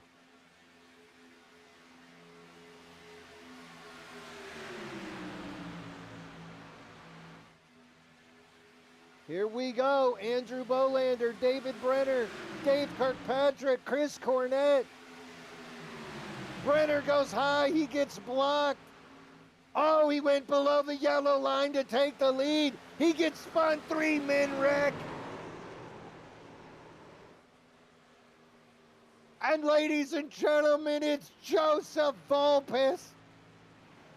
Joe Volpes being shown as your leader. Oh my word, you saw it here. Joe, I'll see you on Monday. Volpes pulls out some magic out of his pocket. I asked him what was in his pocket earlier, if he was happy to see me. He said he had something magic in there, and I guess it was a Talladega victory. Part of me's disappointed that that's all it was, but another part of me super excited for Joe. Wow, he has been knocking on heaven's door all day, and he comes through with an amazing victory. Wow. The end of that race, ladies and gentlemen, I tell you what, they were bumping and they were grinding, and there was no R. Kelly on the radio. The 44 and the 8 get together. They come up. They take out Kirkpatrick as well. Look at that spinning. I'm sorry, Brenner. So Brenner, Bolander, and the 44 all get together. And that allows Joe Volpes to go down on the bottom and get that dub. Volpes was just part of the equation that entire final race, final segment, that last stage. And sure enough, he gets the dub. Great day. Great day by Volpes. Wow, good for Joe. Joe was 6th in points. He had just jumped up 3 spots as well to get in tie for 6th place, and that is just going to take him even further up. Kyle Lynott had a 27-point lead on him, but Kyle with that wreck, that'll let Joe close that gap even more. I'm sorry, Cornette. Really good day by Joe. Let's look at some interviews. So, ladies and gentlemen, the final standings for that. Joe Volpes is your winner. Andrew Bolander is going to take 2nd. David Brenner 3rd. That's your podium. You can see right now Joe Volpes doing the donuts, doing the spinning. He is so excited. Heck of a day. And now he's doing the Polish victory lap. Is that racist? I'm not sure. Most Polish people are white, so I'm probably going to be okay to say that. Vulpus, your winner. Bolander second. David Brenner third. David Owens pulls off the fourth place, and that's exactly the kind of day that Zero Chill needed to get himself relevant in this chase and make it interesting going into Michigan. We'll keep you informed as the points are updated. Once they're updated, I'll get back with you and tell you exactly where our drivers stand. For now, though, we're going to take a little look and see who we can interview going into this thing. I think the first person that I gotta want to talk to has got to be David Owens. David Owens, are you there, my friend? Hey, first of all, David, I want to thank you for letting me use your platform to do this broadcast. It was really fun to see it through your eyes. I hope the viewers at home enjoy seeing some of those wrecks that happened. You had a front row seat to some of that, didn't you? Now, Nate Maurer made a comment. He said Michigan is the kind of track that can give you some of that exact same racing. People trying to get clear on turn two, whatever that means. Do you expect to see some more of this?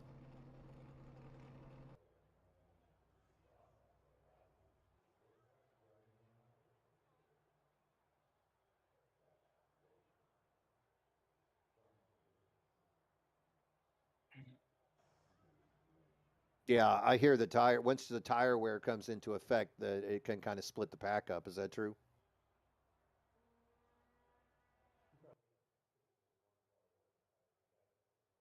Yeah. Now, hey, I got to ask you. You were involved in a pretty big wreck. Did you think your day was over, or did you have faith in your crew to bang that thing back into shape?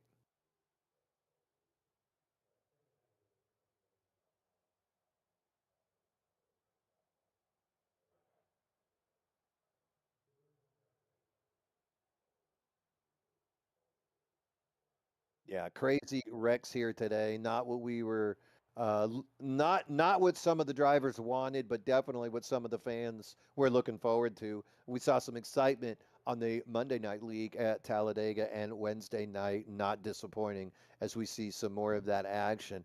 David, I don't have a points update yet, but I know you're going to be pleased to see that gap close between you and Colin. Really good job today getting that thing back together and coming in with that fourth place finish. Anybody you want to give a shout out to?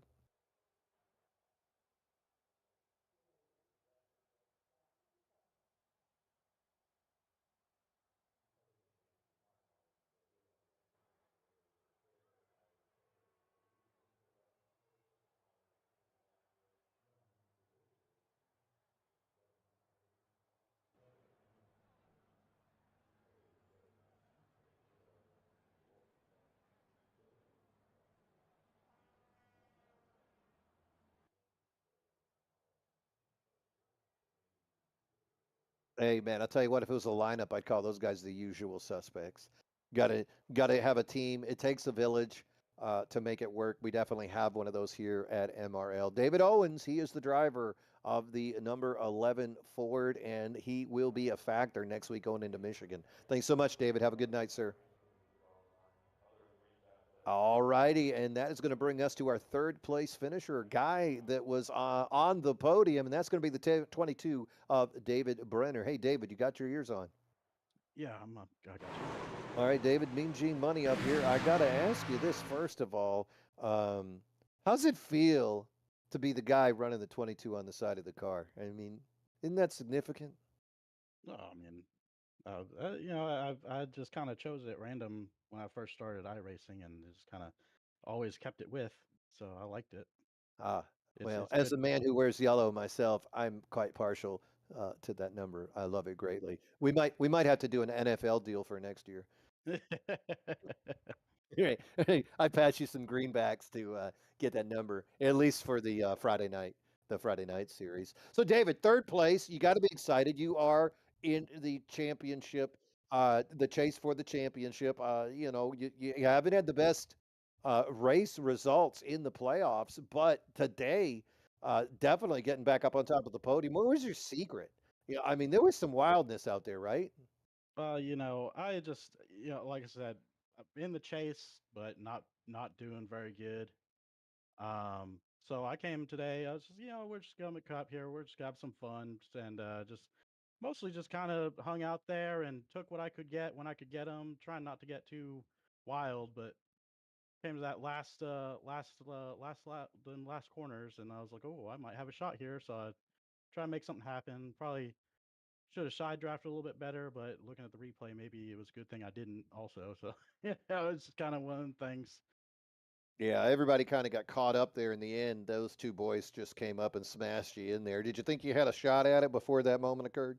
Oh yeah, man. I was sitting there huffing along, and I got the run on the outside, and then just kind of lost a little steam, and I was like, oh well, let's keep trying here. And then I saw a side of a car in my hood. I'm like, oh, that's not good.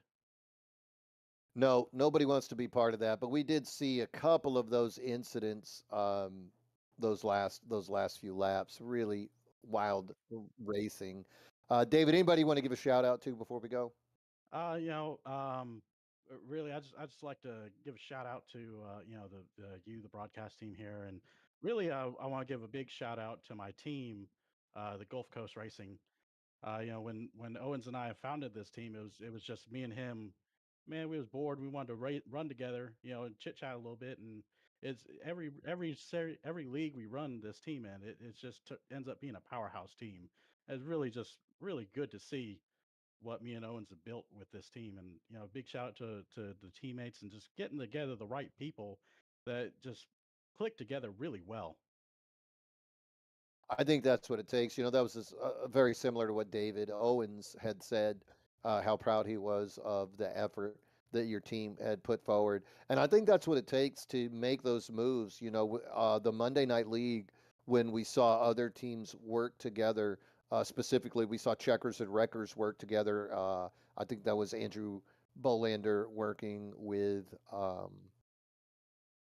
Matt Tucker and Sean Walton. Those guys really put a heavy challenge up. And then later in that race, we saw MC Motorsports with Case of Beer running with Michael Mata. So teams is where it's at. In Gulf Coast Racing, you got to love the ability that you guys have had to keep that chemistry. Really nice to see that, especially on a speedway where you could still be buddies at the end of the day. But before I let you go, David, anybody want to give a shout to? No, wait, that was it. To those Yep, yep, guys. yep, I'm in a repeat mode. Hell of a run, my friend. Glad to see you up on that podium, and we'll see what kind of trouble we can get into on Friday night, bud. yep, for sure. Thank you. Yep. That was David Brenner, driver of the 22 Ford, proud member of Gulf Coast Racing, getting his podium finish. Next guy I would like to talk to would be Andrew Bolander, driver of the number 8 Chevrolet, coming through in second today. Andrew, you there? Yep. Hey, bud, what direction was your car pointing when you went across that start finish line? Uh, Everywhere. I You think it was you like look going like you're towards the in wall. spin mode, right? Oh yeah. Yeah, yes it was. Yeah, but it's the last lap though. You got, like the last turn, the last lap. You're looking at a dub. You got to go for it, right? Definitely. And Yeah. once he came back off the apron, we hit, and then that turned my car back to the left and got right back in his corner.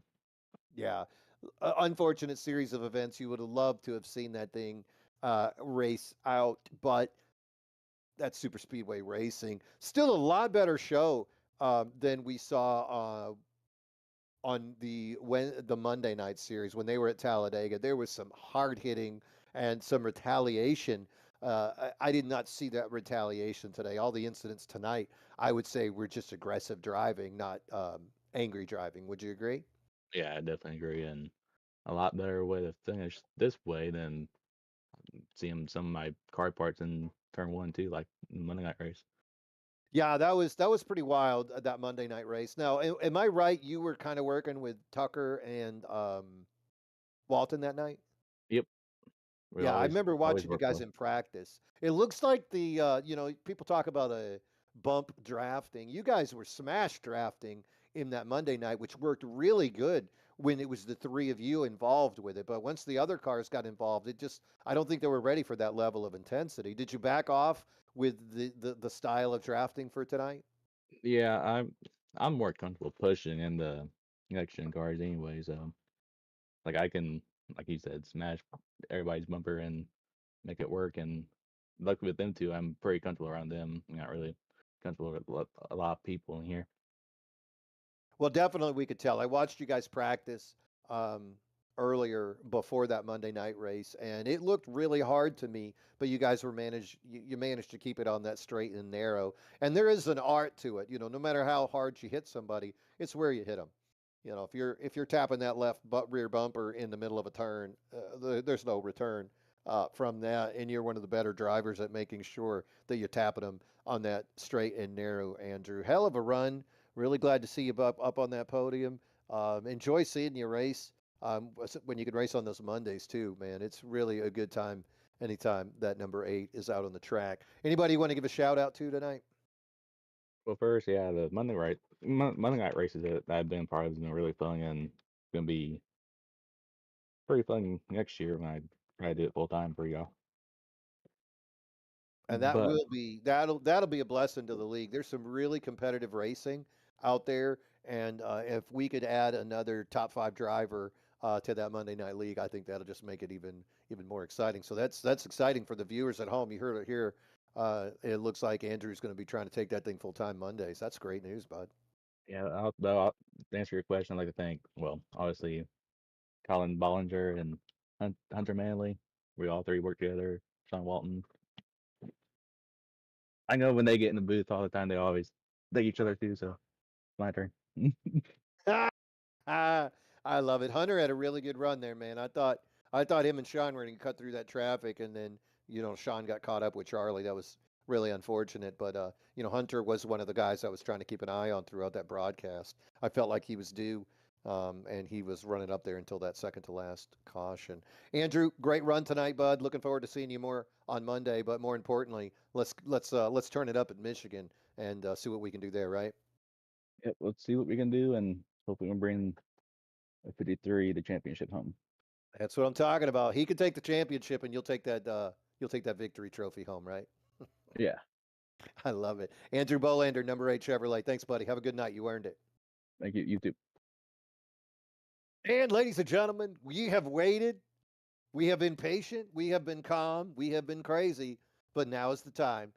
The 98 Ford driver, Joe Volpus. Joe, it's that time, my friend. Finally, you are up on the top.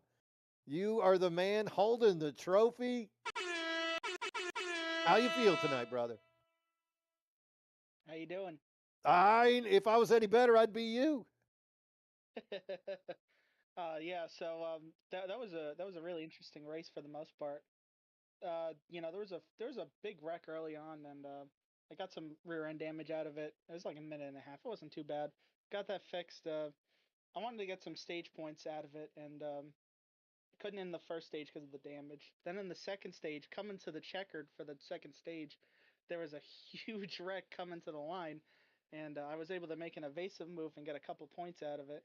So I felt like luck was on my side. I skated out of that first wreck without getting too much damage, and then I was able to miss that wreck coming to the line for the stage and get some stage points out of it. And then it's just about being in the right place at the right time. Trying to stay up front and I don't know what happened. I guess just a bad restart there with 7 to go. So I got shuffled back to like ninth or 10th there in the line, coming to the white, and then they started wrecking in front of me, and it was kind of like the seas parted. It reminded me a lot of way back in the day at Talladega, when Tony flipped over the whole field, and Kenseth was able to like scoot by and win the race.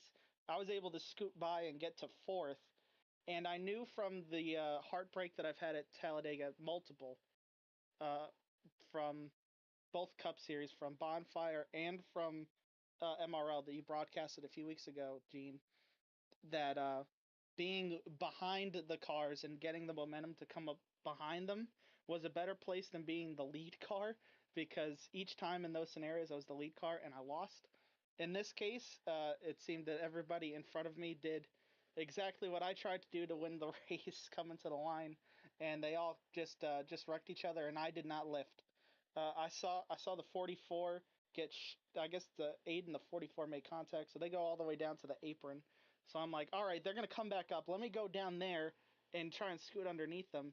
because I'm assuming that the 44 is going to lose control and he's going to hook up into the field. And it almost took longer than I thought it was. I almost got myself involved in the wreck. I think I scraped the 8 car uh, coming to the line too. So that was a insane wreck coming to the line, and yeah, it's nice to be on the good end of this compared to the past few times. Yeah, it's funny you say that. I actually mentioned during the broadcast that the last three races you've managed to be facing the wrong way at some point during the race. Joe, though, the voice of experience, knowing where you didn't want to be, and that was in that David Brenner spot up against the wall, thinking you're about to win the race, and then everybody just kind of slams right up into you. Exciting race, Joe. You really seemed dialed in that whole last stage, though. We kept seeing you running up at the front. So you're just biding your time there at the end, trying to avoid that wrecking position, like you had. So you're saying you identified the spot you don't want to be, and you just tried to do your best to avoid that. But you still were up in that, top 10 pretty much that whole stage. Yeah, so I wanted to run up front there at the end of the race. I don't know what happened on the last restart, but I restarted fifth, McWhorter burned and we got everybody. yeah, we got sacked up on the inside, so I lost more track position than I wanted to.